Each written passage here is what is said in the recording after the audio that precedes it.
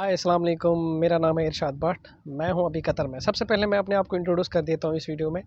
देखिए, मेरा नाम है इरशाद भट्ट। मैं हूं कश्मीर से। मैं अभी हूं कतर में। तो मैं कुपवारा टाउन से 16 किलोमीटर की दूरी पे रहता हूं, जिसका नाम है रोशनपुरा। ये बहुत खूबसूरत प्लेस है। हिल क्वीन कहा जाता है इसको ब्लॉक क्रॉलपुरा में। तो कतर में बैठ के मैं अपने गांव का नाम ले रहा हूं, रोशनपुरा का। ये फार फ्लंग एरिया है, तो इससे फ़ख्र की बात और कुछ नहीं हो सकती। बड़ी खुशी होती है कि जब आप अपने ही गांव को प्रमोट कर रहे हो। तो वेल आप कतर कैसे आ सकते हैं, कतर में आप कितनी जल्दी जॉब ले सकते हैं, या कौन से वीज़ाज़ आपको लेने चाहिए जिनसे आप जल्दी कतर में सेटल हो सकते हैं।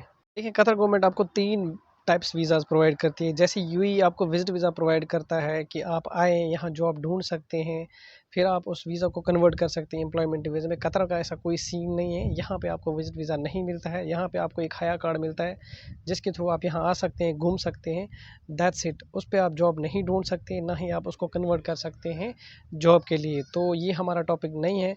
तो चलते हैं एम्प्लॉयमेंट वीज़ा पे। एम्प्लॉयमेंट वीज़ा ज़्यादातर लोगों को तो इन किसके बारे में इन्फॉर्मेशन होती है। अब जिनको नहीं पता, क्योंकि मैं खुद फॉर फ्लंग एरिया से बिलोंग करता हूँ, तो मैं उनके लिए ट्राई करता हूँ कि उनके इस बारे में पता होना चाहिए, और जो भी यहाँ आना चाहते हैं तो वो इस इन्फॉर्मेशन को गेन करके फिर अपना फ्यूचर बना सकते हैं। तो रही बात एम्प्लॉयमेंट वीज़ा की। एम्प्लॉयमेंट वीज़ा वो होता है जो आपको कंपनी प्रोवाइड करती है कंसल्टेंसी के थ्रू। कंसल्टेंसी, जब आप किसी कंसल्टेंसी को हायर करते हैं, वो आपको वीज़ा प्रोवाइड करते हैं।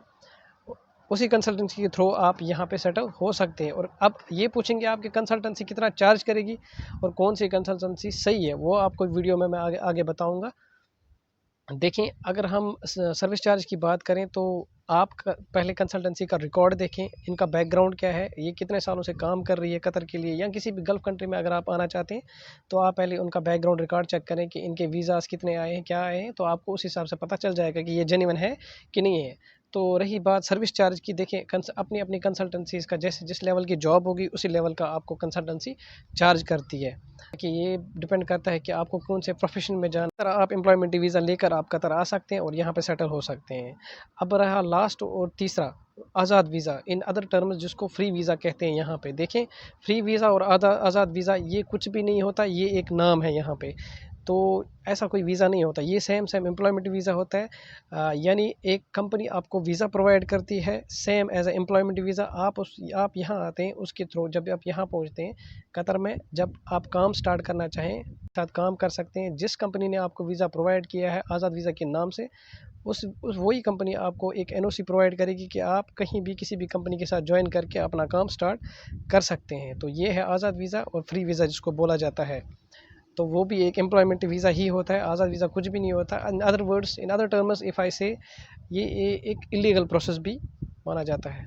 देखें, फिर रहन-सहन की बात करते हैं, एक्सपेंसिव की बात करते हैं। मुझे लगता है दुबई से ज़्यादा आज कतर ज़्यादा एक्सपेंसिव है, क्योंकि फीफा वर्ल्ड कप के बाद यहाँ पे थोड़ी मार्केट में बढ़ाव हो गई है।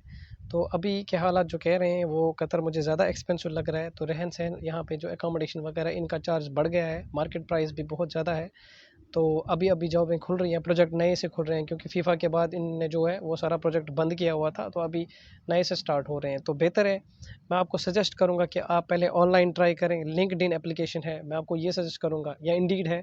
आप घर से ही ट्राई करें, ऑनलाइन ही किया। अगर आपको कोई कंपनी हायर करती है, आपके पास कोई प्रोफेशन है, प्रोफेशन के बारे में बता देता हूँ। वेल, कश्मीर में सारे एजुकेटेड लोग हैं, तो बेहतर ये होगा कि यहाँ पे प्रैक्टिकली ज़्यादा माना जाता है गल्फ़ कंट्रीज़ में। तो बेहतर है कि आप किसी सिटी में जाकर कोई जॉब ज्वाइन करें। पहले पहले आप प्रैक्टिकली लें, थोड़ा आप अपने आप पे प्रैक्टिकल करें। तो आप जब आप यहाँ आएंगे, यहाँ पे आप शो कर सकते हैं, अपनी सीवी में आप मेंशन कर सकते हैं कि मेरे पास ये काम है, मैंने ये एक्सपीरियंस किया, इस चीज़ का मुझे तजुर्बा है। तो आपको ज़्यादा आसानी हो जाएगी जॉब लेने में। यहाँ पे एजुकेशन को ज़्यादा नहीं देखा जाता। एजुकेशन सिर्फ यहाँ पे काम आएगी आपको हायर क्वालिटीज़ की जॉब है, जैसे कंपनी के एचआर हैं, या मैनेजर हैं, या कंपनीज़ में और भी लाइक रेस्टोरेंट्स या और भी चीज़ें हैं। मतलब तो वहाँ पे आपको ज़्यादा एजुकेशन की ज़रूरत नहीं पड़ती। बस आपको इतना आना चाहिए कि आप इंग्लिश बोल सकते हैं हल्की फुल्की। तो उसके बाद आपको प्रैक्टिकली थोड़ा उस चीज़ के बारे में पता होना चाहिए, तो आप सेटल हो सकते हैं। इतनी कोई बड़ी बात नहीं है।